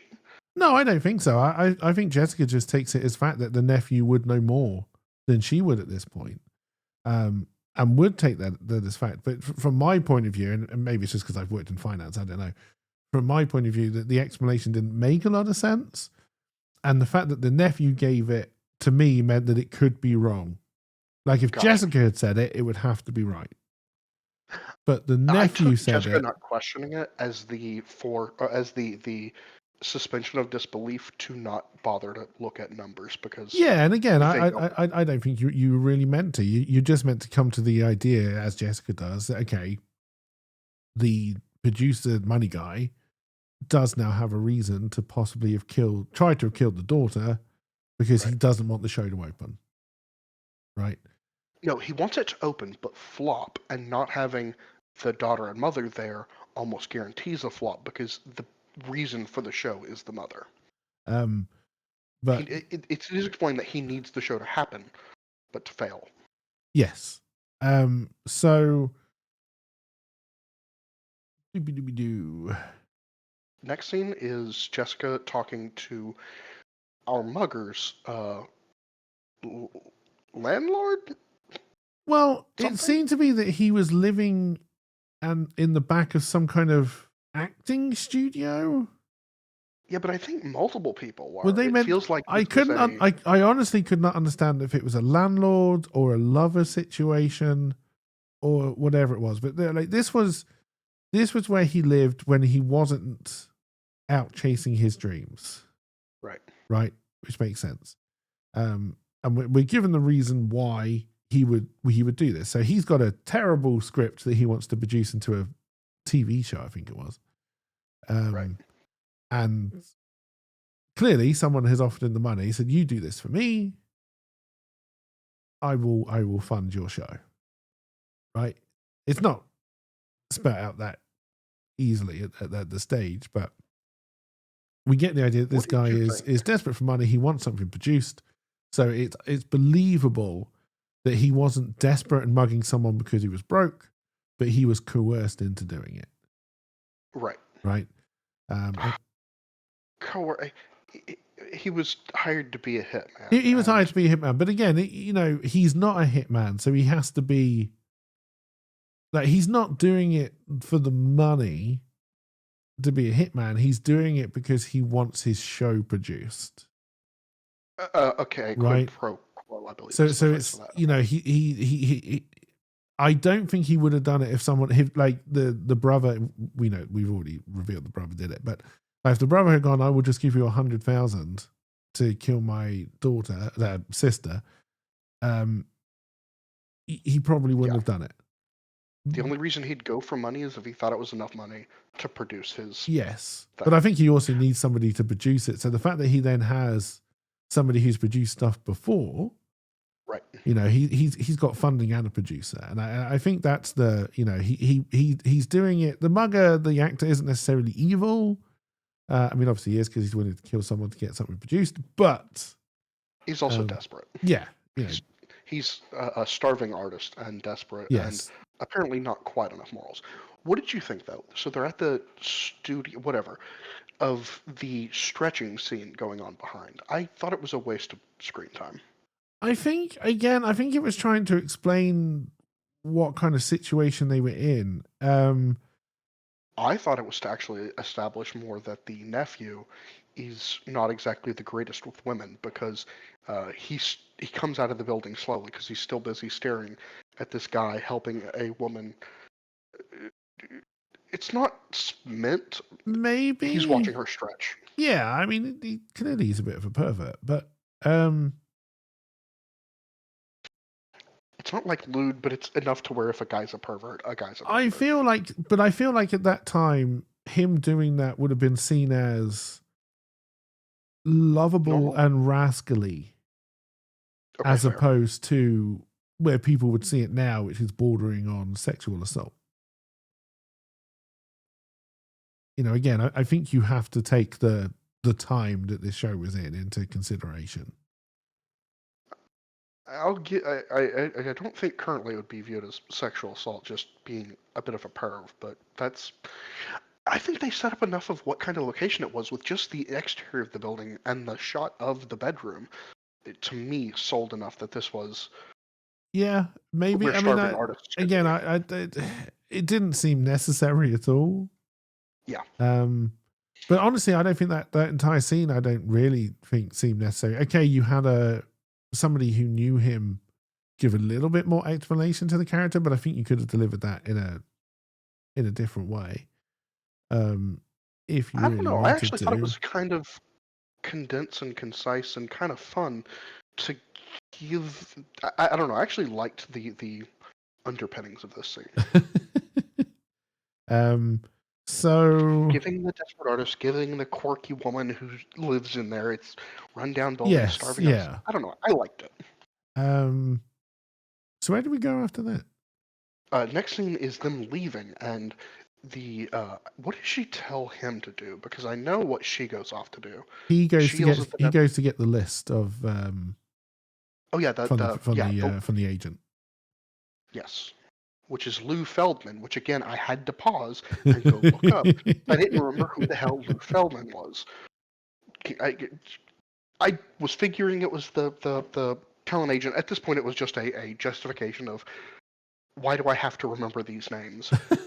Can't you give me context enough and me not feel like I need to open a fucking wiki page to remember these one-off names that are only here for one episode? Yeah. But yes, now we run to the house. Oh, so Jessica is already convinced that the mother is now in danger. Yes. Okay, so this is where we find the mother next to an oven. What did you think about the oven? I mean, this was one of those scenes where, and it is interesting because I think with the final reveal, it kind of makes sense. And I think it's there. It's there as the audience. You're meant to question everything that has happened, right? So the fact that the mother may have wanted to commit suicide, honestly, at this stage in the episode, didn't make sense to me either. The daughter was still alive. She was carrying on with the show, but finding it difficult. But I still think the mother was not in a situation where she would have ended her life, right? I think to strangers, you can argue that she would have wanted to end her life. I think to the sergeant who already thinks the sergeant would have brought it, but I think to the audience, you're already sold that this is probably a setup. So the fact that it's then alcohol, drugs, and gas, to me, is just overkill. I will say, you don't mix booze and barbiturates. That is... And there's one other bee that I don't remember, but yeah, you don't mix the bees. They kill you. Yeah, that's the point. If you're trying to kill yourself, then you would. Was the positioning of the whole range in the middle of the room? That did seem odd. I mean, that's clearly just to make it fit in the scene. And, you know, because Jessica... a whole room that they just found one on an alley. And because Jessica Fletcher has to run in and turn all the gas off. And they come in from behind the range, and it's kind of in the middle. Yeah, I don't know how you get the gas there that it would look nice. Right. It'd have to come in from the floor. Yes. Yeah. So it was odd. But yeah, so you're convinced that the mother has tried to kill herself. So then we must do the fairly long scenes at the hospital, where everybody is there. I think they try to do something with the director and again the money guy to try and make you think that maybe it's them still. Yeah. But I can't remember what it was. Neither do I. But okay, so what was funny to me in this scene was Jessica talking to the nephew. This is the long scene in the hospital. She's not that quiet. No. I'm not sold that she's actually even supposed to be whispering. I don't know. I think you are meant to believe it's a stage whisper. It's so badly done. I think, but yes, I agree. It's incredibly poorly done. To me, you zoom in closer and you actually do have her kind of whisper her lines. Or just have them walk away a little bit. Like all you have to do is like try to show that they're making distance. They want this to be a private conversation. But I thought it was interesting. That obviously Jessica's already worked it out by now. Right. You know, she's done. I thought after the hospital scene, I thought the cut to back into the apartment with the brother and just Jessica Fletcher. Okay, I was a little bit confused because I wasn't sure if they meant to have had a funeral already. Right. Or if they've just come back from the hospital. Damn it, I said I want to stop. This is where the nephew hands over the list of the roles he's had. And they zoom in on it. What was that scene? What was that scene? Explain it to me, please, because I didn't get it. I mean, the list is important because this is when Jessica Fletcher finds the son's name, right? Is it on that list? It has to be on that list because if it's not on that list, she can't make the deduction. The zoom in thing, I don't know if you're meant to be able to read his name on the list. I honestly didn't pay that much attention, but the whole here's the list thing is so Jessica Fletcher can go, okay, it's definitely the brother. Now, I'll be honest. I honestly thought she'd already made that connection and was already pretty sure. But now she's got the proof. Yeah, she's got the pudding. You know, she now definitely knows which one of the possible 3 people it was. The zoom in scene sucks then because I see nothing that mention. We see that he was in the feature The Dusty Trail, which is listed as Western, The Last Something, which is Western, Vagabond Bound, which is a Western. Maybe we're told, because we are told that the brother has worked on other things, maybe we are told the title at some point of something he's worked on, so then maybe that is meant to be one of those subtle eureka moments that you can pick up on. I don't know. I honestly don't know because I just took the list as the Jessica now knows who it is, right? And I didn't really think much more about it. It's amazing the different things that annoy people. Like, because I'm sure in a different episode that I hadn't enjoyed as much, I would have hated that list thing as well. But yeah, it's weird with these things. But we then get to what I think. Short scenes where I'm not sure if it's bad camera work and bad directing. Again, like with the mugging, I knew it was not a mugging, but it just felt bad. I was like, which portions of this was the people supposed to buy it? I know it wasn't a mugging, but what was the thing the with stranger? The thing with the mugging, and I guess they had to do it this way because if you'd given the mugger even a second to speak, he probably would have shown some kind of recognition to the brother. And at that point, if you're writing the script, at that point, you're kind of like, well, I have to reveal that the brother is involved somehow. Right? And I don't want to at this stage. So therefore, I want the brother to kill him as quickly as possible. But for me, it was the quickness with which the brother killed the mugger that put the nail in the coffin that it's the brother. Right. Right?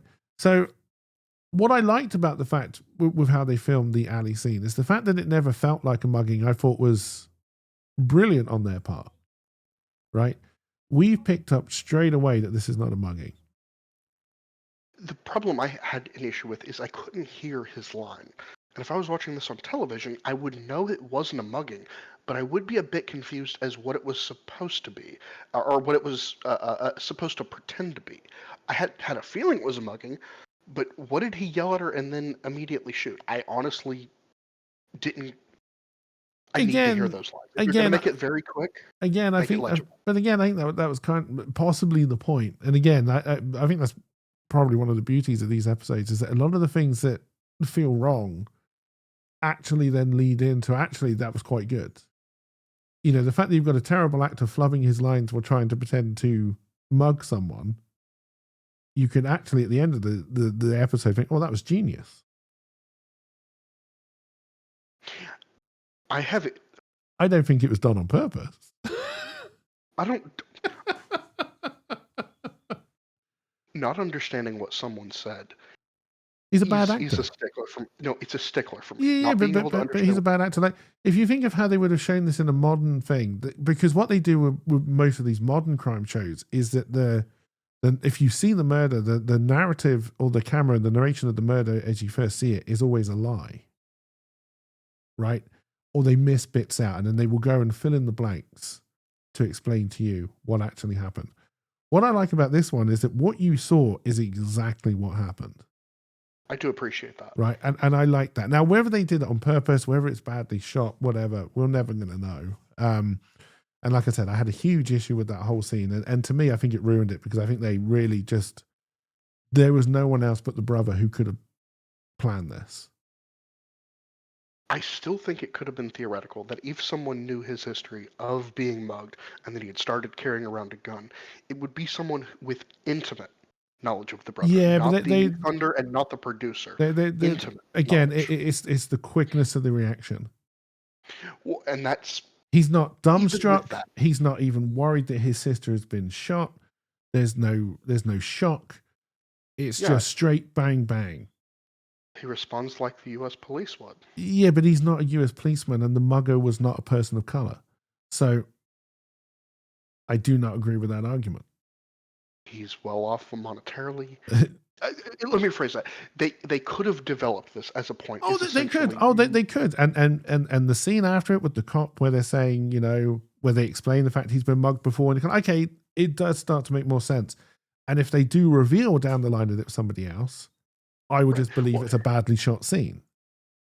Right? Well, actually, I can, so if he's been mugged before, you could even go on for someone who intimately knew him, knows he's been going to the firing range, knows he's been getting, essentially someone knew he would be the perfect scapegoat for murdering the mugger because they knew he had gotten neurotic about being mugged and neurotic about it never happening again. And he practiced the Western quick draw. But there was none of that. No, there was not. But at the scene's conclusion, that was the reason it could not be, or that was an option for it not to be the brother. Oh yes, like I say, they could have developed it that it wasn't the brother, and they could have done it in such a way that I would have gone with them. right? At the end of the cop scene where the brother leaves the cop station, that's where they would have had. That was the point at which they had to dictate for me that it was what was. Or I kept looking for. Are we going to go more into the brother on why he had a gun and Yes. who knew he had a gun as a potential for it Yeah. not being him? So, and I don't think they ever did it. And, No. See, to me, but we've now got to what I think was the best scene in this entire episode, Really? which is, I thought this was really brilliantly done. So we're back at the apartment. We believe the mother is dead, as is everybody else. And Jessica Fletcher is talking to the brother. At first, it's meant to be, it's a very, sorry for your loss kind of conversation. And then she turns the screws, right? I liked the cheeky. I also wanted to be here. He asked her to come there as well, or something like that. But she cheekily mentions, "I also wanted to be here," because it tells the audience we're about to have fun. And the way she turns the screws by following him around and basically pretending to be his mother was fantastic. He shot someone. This isn't getting somebody to break by hammering them with evidence and hoping they break down crying. This is breaking someone in the most psychological way. I liked that. And I thought it was absolutely brilliant because there is no evidence. Jessica Fletcher knows the cop is not going to take this. Right. And what I also liked is this isn't Jessica Fletcher trying to prove this to the cops. This is Jessica Fletcher, not that we know this at the time, trying to prove it to the mother who was still alive and listening in the next room. So, okay, that's why I kind of have an issue with this. It's only the mother in the next room. The psychological plot of it is perfect with the way she's applying this pressure to get him to go from a place of comfort in a house that he's going to happily inherit to confessing. Obviously, that's not easy to do. But he's a murderer who shot someone 3 times. The speed with which he would have gone after her, the threat he would be, he's obviously, you're pissing him off. Yes, but no. This is the bit when, and I thought it was brilliant because I think if she'd gone after him as Jessica Fletcher in her normal bullish way, she probably would have died, been thrown out of a window, whatever. The fact that she knows she has to get under his skin and basically pretend to be his mother, and how she would kind of needle and ride him, or how she believed that would happen. That is what gives her the defense of. She's taking that position of authority. Yeah, and it gives the time to, even though, okay, you can argue it doesn't make a lot of sense because he's already tried to kill his mother, or as far as he's concerned, he already has killed his mother. And hasn't shown any remorse or guilt. So the fact that you're then playing as kind of the dead mother, banking on this kind of remorse and guilt is probably a bit of a Hail Mary. I actually disagree. But if we're going to go for this works because she's acting elephants, they can easily pull, if they've got a rope around their foot and it's staked into the ground, they can pull their foot out of that. But they're so used to not doing that they don't. I think. Oh yeah, it's the same with horses. Horses and cows. As soon as they're stuck, they just give up. Right, and that partly that's because they've been trained to, because it worked when they were kids. His mom just died. He's not in a position where he's broken that habit of, and honestly probably wouldn't for years to come if a woman, an older woman, came at him exactly like that. He's still going to buckle just like when he was a child. I agree, and I think that was the beauty of the scene, because I've moaned so many times that these people seem to break out of nowhere. Whereas this time, I think he broke, and I believed it. I also believed that he also thought he was still going to get away with it because he was just going to kill Jessica Fletcher. Yes. And if the mother hadn't come out, that is exactly what would have happened. that's the only thing to me, for Jessica to push that. And this is where your argument stands. To me, you still would have to have someone with weapon, or what, either a woman with a weapon or a guy ready to tackle him. I find it odd that the police weren't In the next involved, but then it also made sense that the sergeant wouldn't have gone along with it. Right. Right. So kind of I do follow your point, but and there was a lot of danger there, and the fact that you're then relying on this kind of this powerful guilt trip, and the mother being able to Yes, stop him again is a Hail Mary. it is.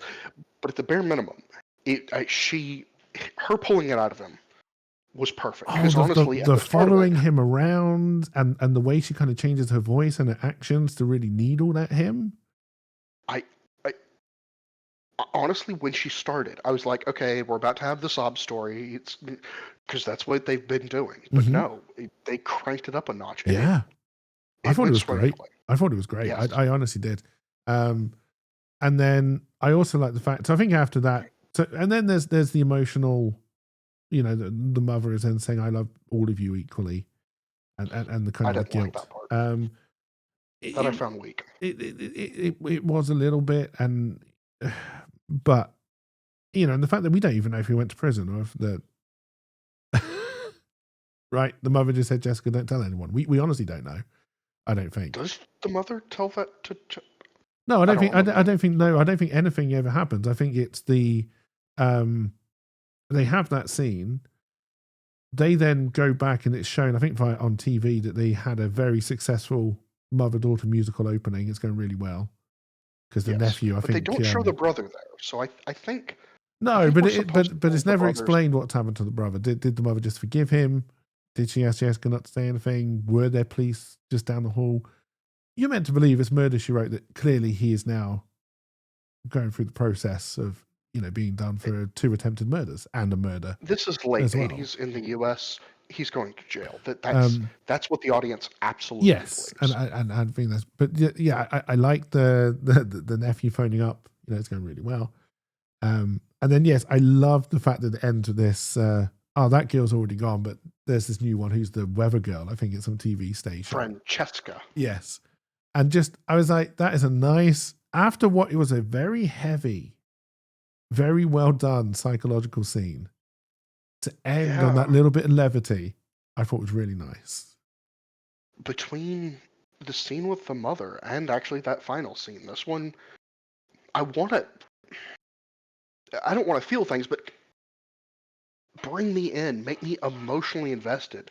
And those 2 scenes did.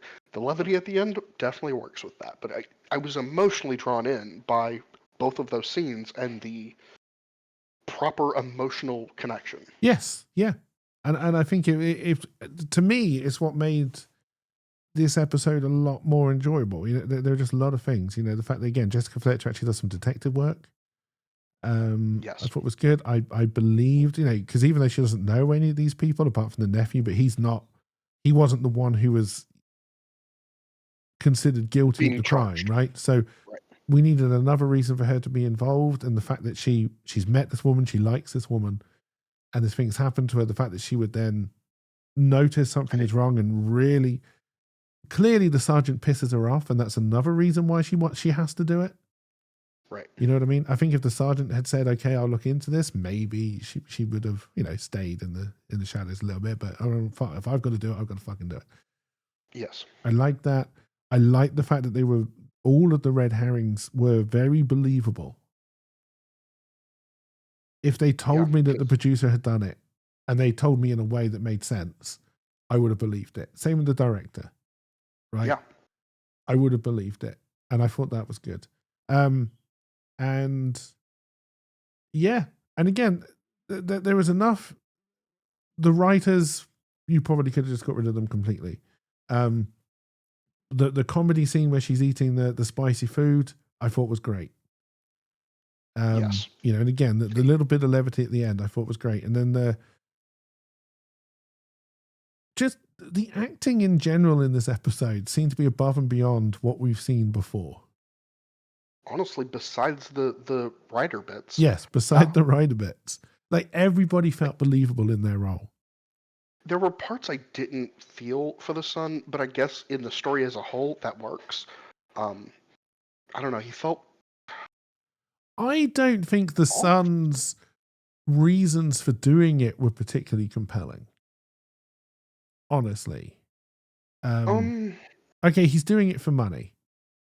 We understand money. We understand how old greed. is he? I don't know. I thought he was meant to be around his 40s, maybe. Then I'm going to say that i- misguided or his motives make sense because this would mean that for the first 20 years at least of his life, Yeah. his mother, and I would assume he's probably even the older brother, um, she was an alcoholic, destroying everything Oh, around her. yeah. And And I the can damage that an understand. alcoholic does to their kid is not to be underestimated. Yes, but And now then it was she's finally gotten sober, the and she's taking care sister. of the daughter. It was the sister. Okay, so yeah, I think that's the thing, and they did try to explain this resentment, the fact that he clearly felt like he was the odd one out, and clearly the daughter was the favorite, and all this kind of thing. This is one of those cases where I think this episode probably needed a little bit more time to really percolate and to be great, because I honestly think you could have made this story fantastic. Like, Let me rephrase that. okay, I'm sold on the motive for him killing the mother, but yes, not the sister. I'd say he'd be it bitter was about the sister, but it she's was not the source. it was the killing of the sister. Other than the greed, he wanted all of the money, not half. Right. Right. That to That is me weak. was weak. But yes, the fact that he might go for his mother, I could completely understand. The fact that he puts them into this new musical first was a little bit of a stretch. Right? Because obviously he's trying to give a reason why she would have committed suicide. I would think her daughter getting mugged at any point would have been enough. Well, and Mugged and killed would have been enough. Like the fact that there's this whole, because he doesn't make any money off of the play going wrong, right? Which is the motivation that we believe for the other two who may have murdered the daughter. So yeah, there's a little bit of okay, so why does he choose this time? Is he purely trying to twist the knife or prove to himself that look how much trouble she's going to promote the daughter, and here I am in the background? And I think these are the things that if you'd given it a little bit more time, if you'd given the brother a little bit more screen time, you could have really sold why he was doing this, I think. it does beg the question. Yeah. Why even bother killing them both in short order? At this point, he's spent years resenting.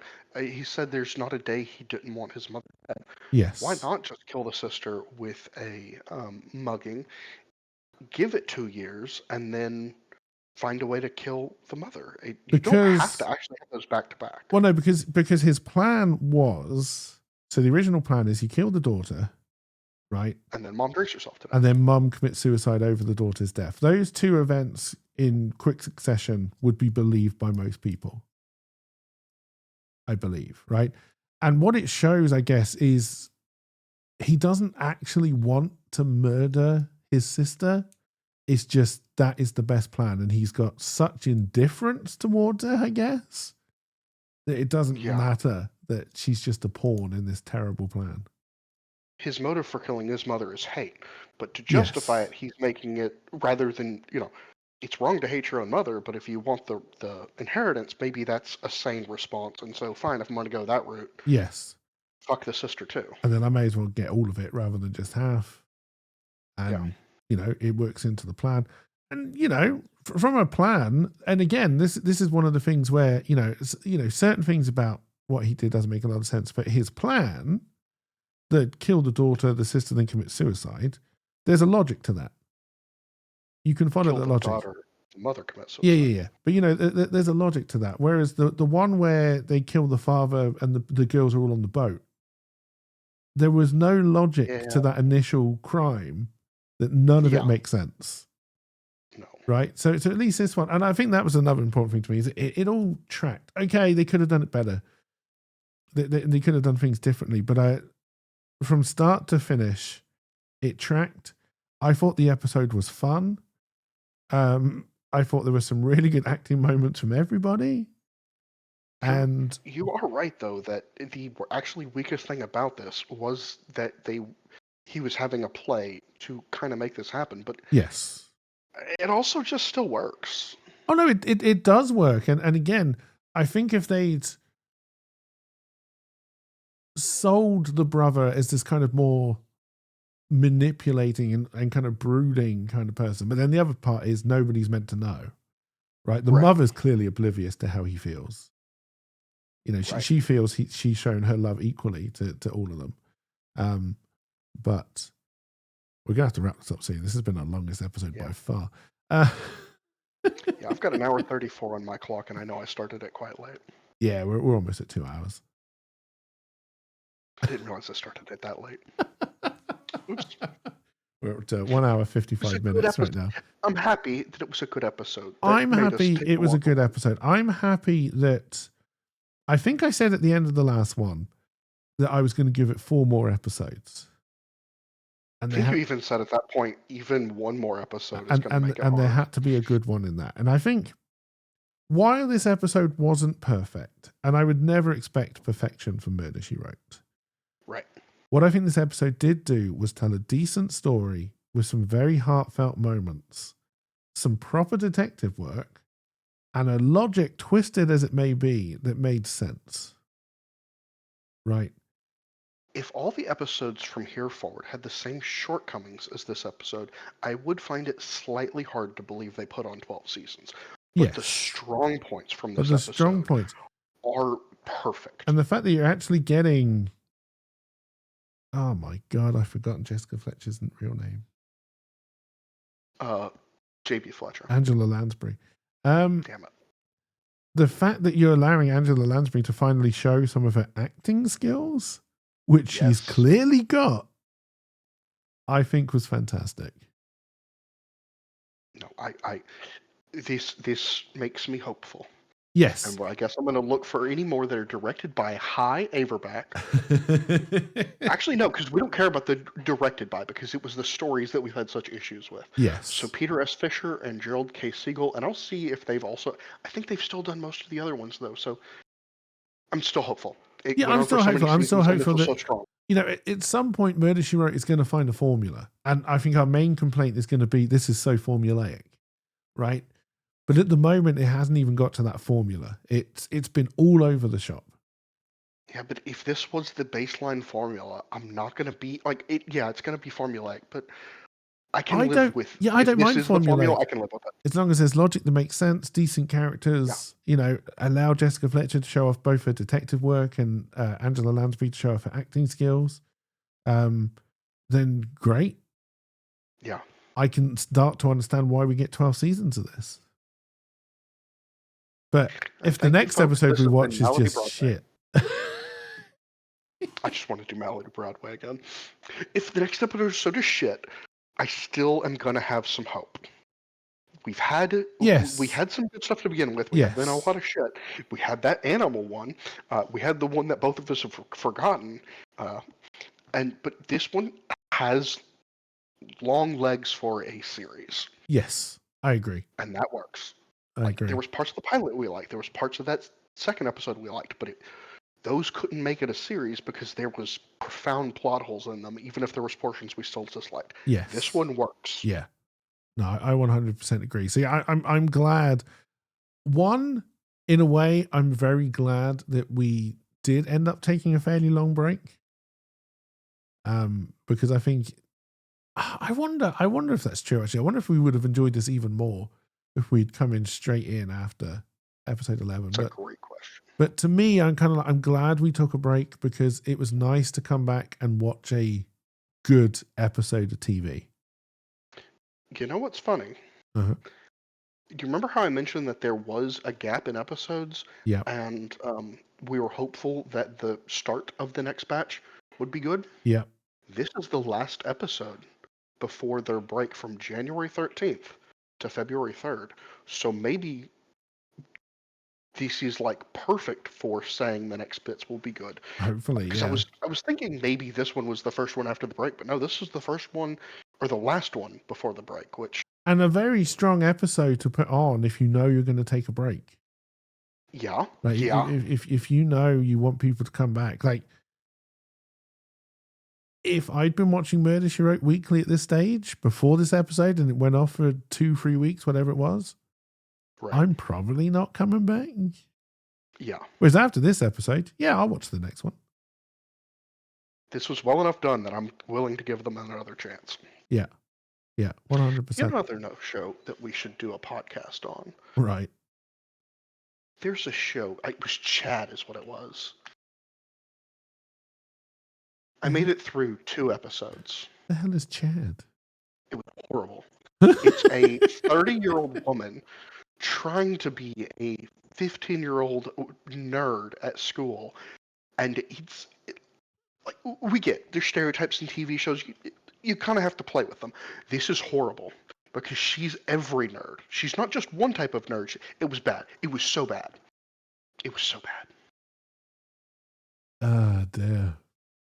But yeah, I just want to make you suffer. So that's. It got 2 seasons.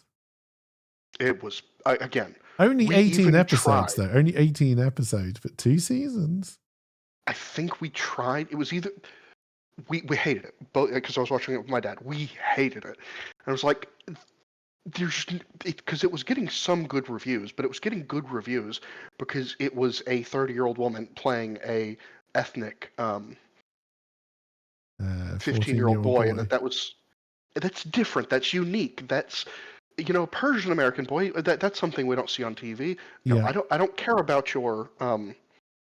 Those are good things to have if you also have a good show. I want diversity in Hollywood. Not like this. No. Oh, maybe at some point we can do a Cabot Cove special where. But my point was, the Chad.